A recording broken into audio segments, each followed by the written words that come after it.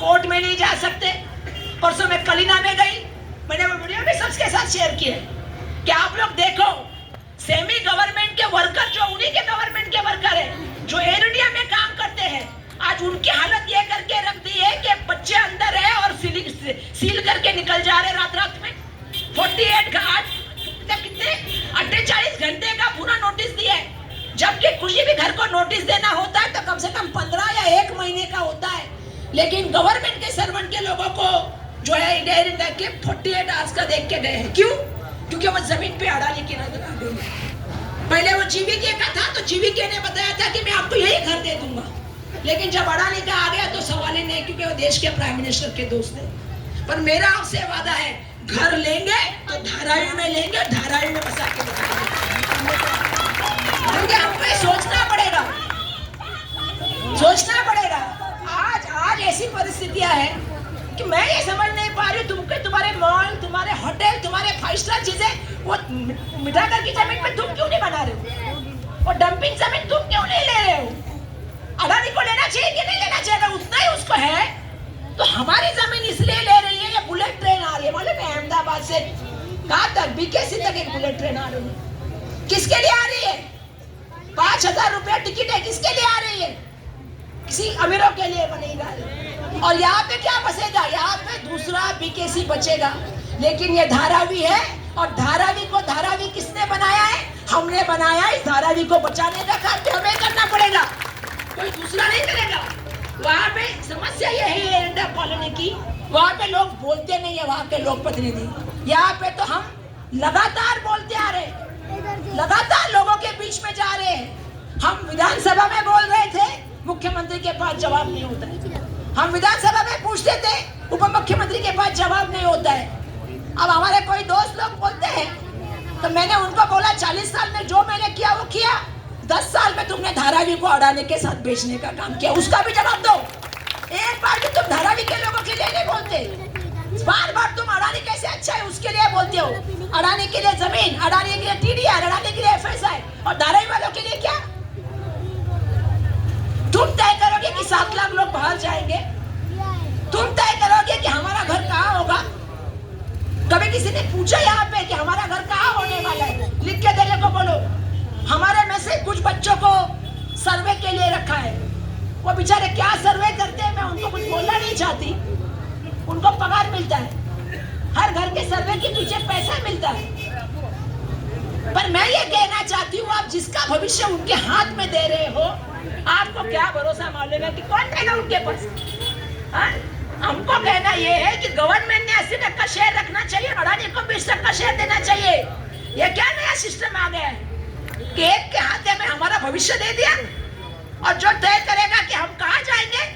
तो मेरा यही सबसे कहना है, सबको सावध रहना है, सतर्क रहना है। आने वाला इलेक्शन 20 तारीख को हो रहा है, और 20 तारीख को, क्योंकि आप देख रहे हैं पूरा देश बिकने रहा है।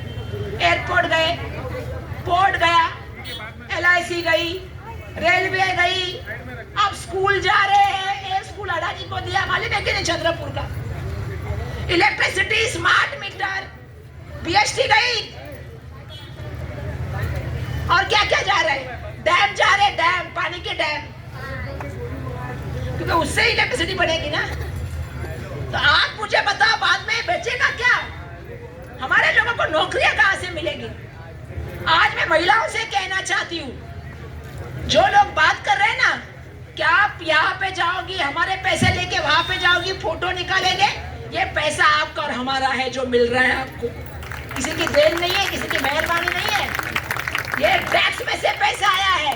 और मेरा आपसे वादा है, हमारी सरकार आएगी, 3000 रुपया देने का काम हम लोग करेंगे। ये हमारे नेता राहुल गांधी जी ने वादा किया है। कर्नाटक में हो, तेलंगाना में हो, राजस्थान में हो, 6 गैस जो है, क्योंकि गैस से महिलाएं सबसे ज्यादा परेशान है। गैस महंगा, तेल महंगा, पनीर, दूध, दही पे GST, हाँ, बच्चों के स्कूल के सामान के ऊपर भी GST, और रेशन में क्या है आजकल? हाँ, वो भी सोनिया गांधी की मेहरबानी, अन्न सुरक्षा के कारण वो मिल रहा है जो भी मिल रहा है। 1-2 रुपए का जो 2 रुपए मिल रहा है ना अनाज, बताओ क्या मिलता है रेशन कार्ड में? और इलेक्ट्रिसिटी का बिल कितना आ रहा है? हाँ? फिर भी तो हमने क्या कहा है मालूम है?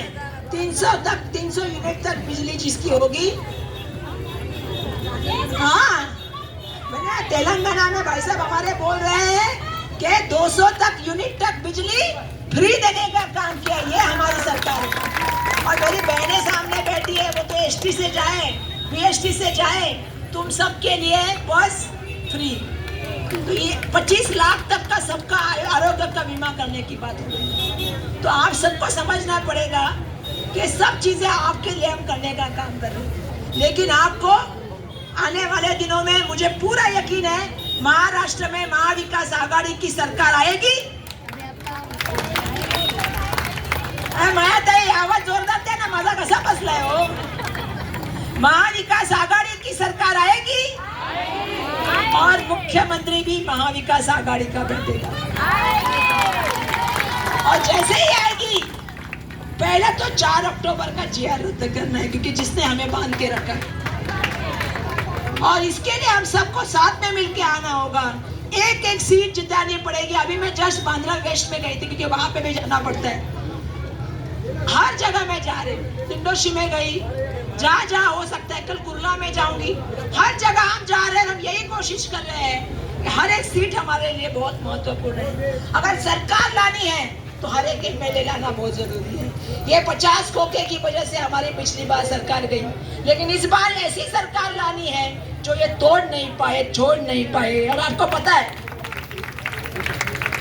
पता है कि जहां हम खड़े रहेंगे हम वहीं से हटेंगे नहीं।